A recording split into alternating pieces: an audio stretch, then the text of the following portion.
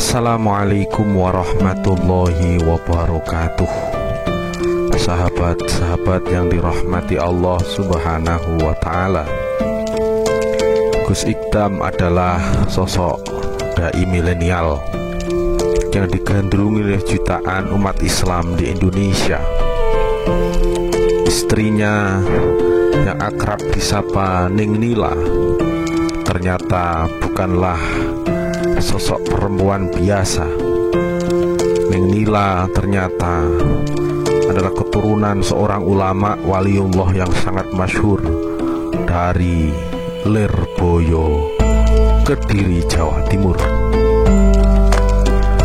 Leluhur Ning Nila inilah yang membuat sosok istri Gus Ikdam ini begitu teguh mendukung dakwah sang suami yang kini melintas batas di semua segmen masyarakat dan semua lintas kelompok dan golongan.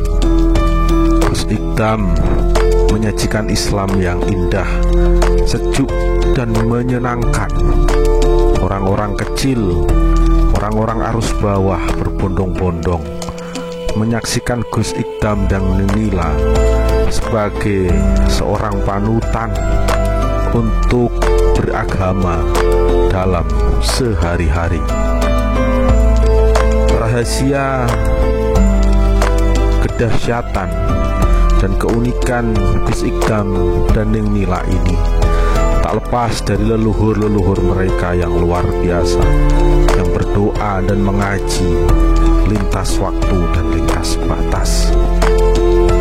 Leluhur Ning Nila yang sangat masyhur itu bernama Ki Haji Abdul Karim atau Mbah Manap, pendiri Pondok Pesantren Lirboyo, Kediri, Jawa Timur. Mbah Manap adalah kiai ahli tirakat asli Magelang, Jawa Tengah, yang disebut sebagai sosok pecinta ilmu yang luar biasa. Usianya memang dihabiskan untuk belajar dan mengaji. Masa-masa belajar Mbah Manap sangat istimewa, khususnya ketika ia mengaji kepada ulama besar Indonesia, yakni Syekhona Khalil Bangkalan. Syekhona Khalil Bangkalan pada zaman itu menjadi rujukan para ulama-ulama di Nusantara, bahkan di Asia Tenggara. Kalau ulama diibaratkan bagaikan garam, maka tepatlah itu merujuk kepada Syekhona Khalil Bangkalan yang hidupnya memang berada di Pulau Garam. Antara ulama dan garam ada sisi kesamaan. Keduanya selalu dibutuhkan umat. Tanpa garam rasa jadi hambar, tanpa ulama umat jadi gersang. Madura sebagai Pulau Garam tersohor Pulau Garam, garam mulia. Itu pula murid-murid Syekhona Khalil Bangkalan yang kemudian menjadi ulama-ulama besar nan pinilih di tanah Jawa. Dikutip dari buku Pesantren Lirboyo, Sejarah, Peristiwa, Fenomena, dan Legenda, dijelaskan bahwa Mbah Manap akhirnya mengaji kepada Syekhona Khalil Bangkalan selama 23 tahun. Sebelumnya Mbah Manap telah mengaji di pesantren Kedung Doro sepanjang Sidoarjo.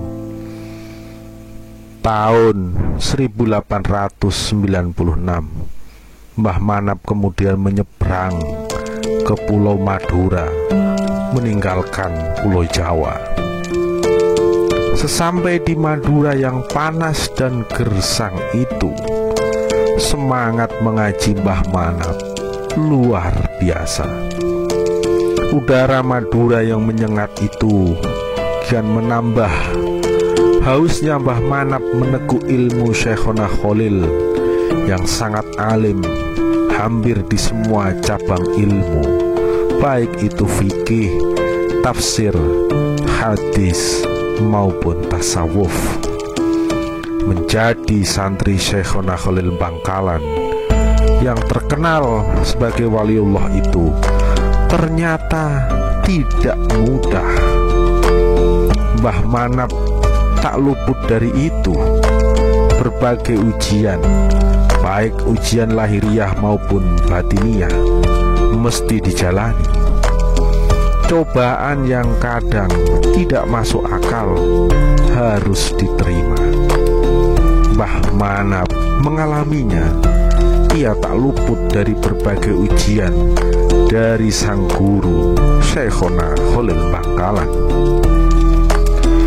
Ketika Mbah Manap ingin bekerja untuk memenuhi kebutuhan sehari-harinya, seperti sebelum di Madura, dia bersama sahabatnya Abdullah Fakih dari Cemara, Banyuwangi, berangkat ke daerah sekitar Banyuwangi dan Jember untuk ikut mengetam padi.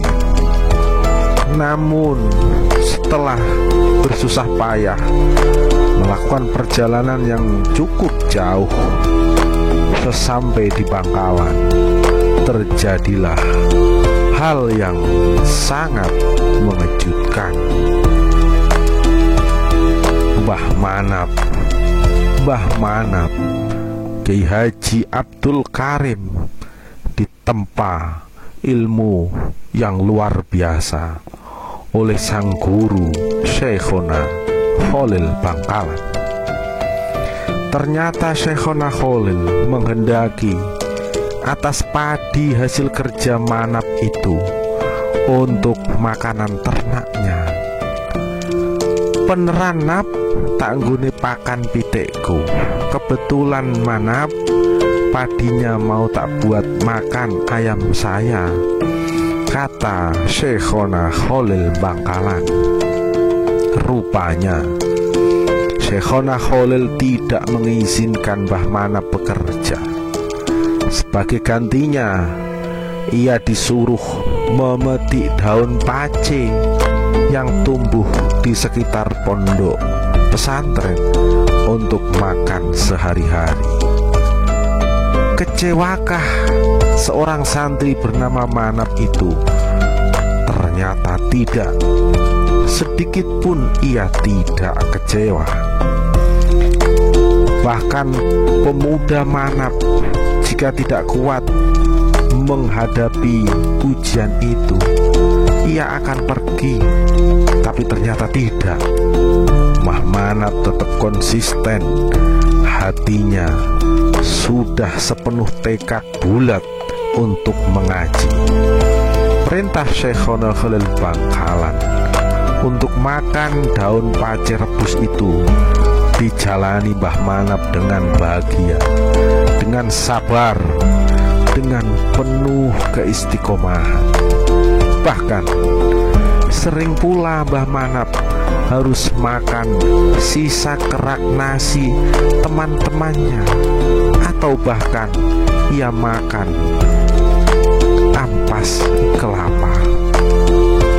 Tapi semua itu tidak pernah ia keluhkan, sama sekali tidak. Bertahun-tahun ia melakukan tirakat itu. Jarang teman-temannya dan orang lain yang tahu.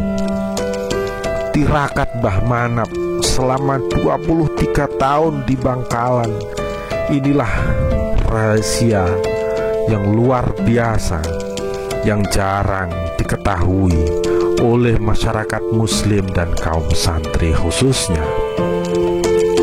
Tirakat mengaji yang langsung mendapatkan petunjuk dari sang guru benar-benar dijalani Mbah Manap.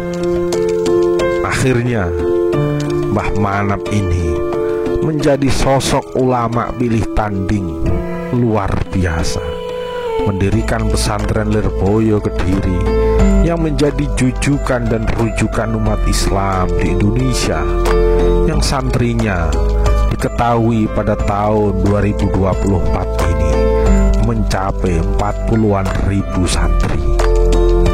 Mbah Manap menempa dirinya begitu luar biasa, sehingga lahirlah ulama-ulama besar yang dididik olehnya, dan juga lahir dari biologisnya. Ulama-ulama besar itu menjaga Indonesia, menjaga umat Islam, dan menjaga Nahdlatul Ulama. Salah satu keturunan Mbah Manap bernama Neng Nila yang kini menjadi istri dai kondang asal Blitar, yakni Gus Ikdam. Kiranya tirakat dan perjuangan seorang leluhur memang memiliki nilai yang luar biasa.